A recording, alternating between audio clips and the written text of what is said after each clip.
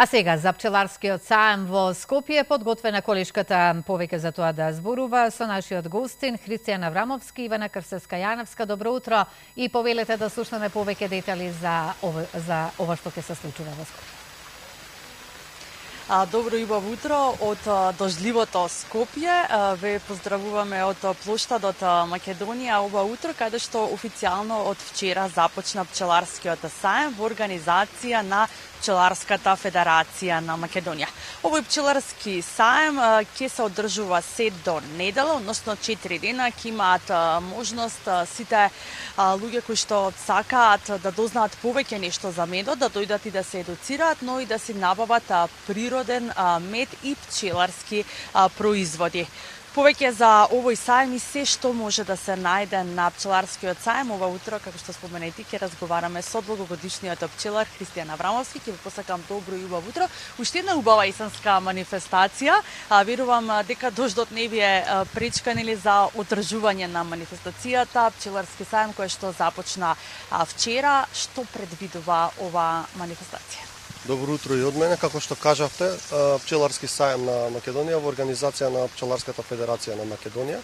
Што предвидува оваа манифестација? Оваа манифестација предвидува запознавање со локалните пчелари пошироко, зашто е Пчеларска федерација, каде што овдека имаме излагачи од цела Македонија, буквално од цела Македонија, сите региони се опфатени и дојдени да презентираат своји пчелни производи кои можат да дојдат поблиску до потрошувачите, да речеме конзументите на мед, да можат да се запознаат од кого ќе го купат медот, какви медови имаат, какви други производи пчелни имаат, какви комбинации имаат создадено со долгогодишното искуство на пчеларење, така да има што да се види. Да, и покрај тоа што медот е главниот продукт, да кажеме, но сепак има и многу други пчелни производи кои што можат да се најдат на овој пчеларски саем, па може ли да споменеме дел од нив кои што ги има тука на оваа манифестација? Да, значи, како што кажавте, има и многу други пчелни производи. Например, ќе го земеме матичниот млеч, што ни е сега во овој период да се користи фаворит, што може да не заштити во преку јануар, февруар, кога ни се најголемите настинки кои ќе видат. Сега е моментот кога треба да се конзумира за да го заштитиме нашиот имунитет и да го подигнеме нашиот имунитет, за да можеме лесно да се бориме со вирусите и настинките доколку ги имаме, можеби и да поминеме и без вируси, без настинки доколку користиме матичен млеч. Имам исто добри комбинации за одржување на имунитетот, за детокс на телото да се направи, значи имаме комбинации со полен, со прополис, исто е за заштита на имунолошкиот систем.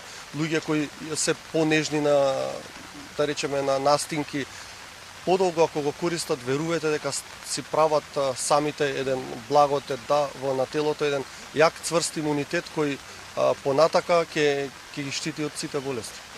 Да, нема ништо поубаво, односно посовршено утро да ни започне денот со лажичка мед или лажичка од матичната млеч, која што си даваме благодет за нашиот имунитет долгорочно, или пак секако медот во комбинација со чај. Како долгогодишен пчелар, Христијан, од каква значење себе ваквите манифестации за сите вас како пчелари?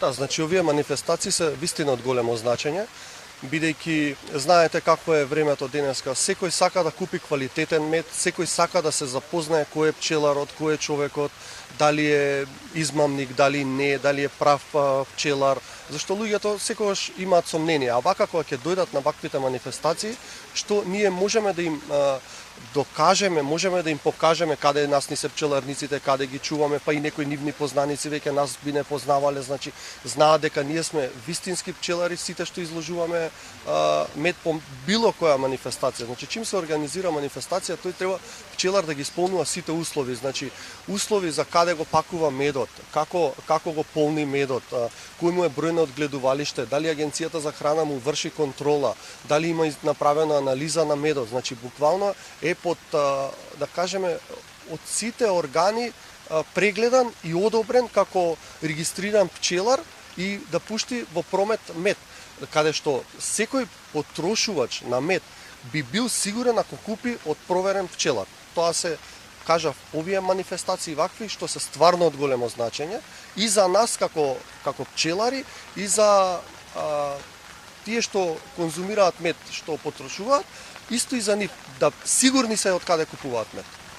Да, верувам дека нема човек кој што не конзумира мед, затоа што навистина е од големо значење и за здравието, и за имунитетот, и за децата уште од најрана возраст. Верувам дека како што и потрошувачите се соочуваат со така наречени измамници, производители на мед, верувам дека и вас ви се голема пречка. Како да ги едуцираме граѓаните да препознаат кога се работи за вистински мед, а кога е нешто нели излажирано дека е мед? Така, како што кажав, значи предходно, најважното нешто е они да бидат заштитени, секој да биде заштитен е кога ќе отиде, дали е во маркет, дали е на изложување, да речам вака манифестација. Он треба кога ќе ја погледне теглата, на самата тегла има ознака. Тоа е РБО број, кој е производител на каде се наоѓа пчеларникот, чиви се тие во чива собственост се пчелите, кој ги контролира, која е ветеринарна станица. Потоа имаме одобрение од Агенција за храна. Значи, тоа е второто, каде медот се пакува и во какви услови се пакува медот и со какво одобрение. Агенцијата за храна е задолжена, кај ние што сме регистрирани пчелари, сите да ни изврши контрола во било кое време.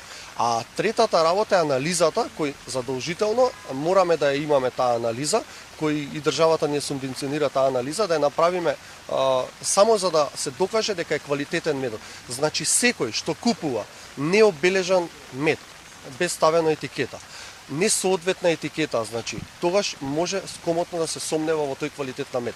Затоа кажувам, кога ќе ги провери овие три работи и постојат, и најважното нешто од каде потекнува медот. И тоа треба да се гледа, медот треба да потекнува од сопствен пчеларник, значи тоа е многу важно, значи кај што е одгледувалиштето, и во маркет да купува. Истото треба да обрне внимание, зашто луѓето секогаш се не го проверуваат тоа, али само цената им е пресудна, го купуваат, тоа е самата цена и вика како може да е таму толку кај вас толку. Ако ќе проверат потоа се уверуваат дека уствари купиле сосема друго, не тоа што треба да биде. Затоа кажав, купуваш кај регистриран пчелар, купуваш со соодветни ознаки на етикетата и немаш никаков проблем.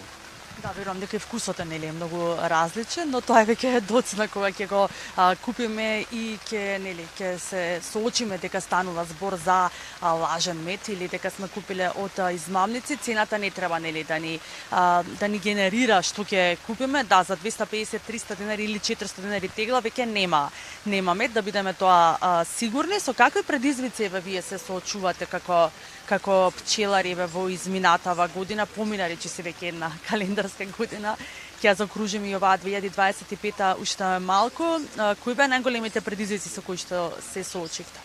Па нас на пчеларите најголемите предизвици ни се и ќе ни бидат, мислиме дека понатака, климатските промени. Значи, климатските промени премногу влијаат во пчеларството, каде што е прво намален приносот на мед, второ опстанокот на пчелата е загрозен, значи малте не и дури да нема мед, пчелата не може да нема никаков принос на мед, пчелата не може да опстане. Значи доаѓа имаме една кратка пролет, врнежлива пролет, после ни доаѓа имаме едно долго лето сушно каде што пчелите доаѓаат буквално до она граница на изумирање, да кажеме, бидејќи немаат доволно полен во кошницата да го обноват нивното легло, да обноват нова генерација на пчели.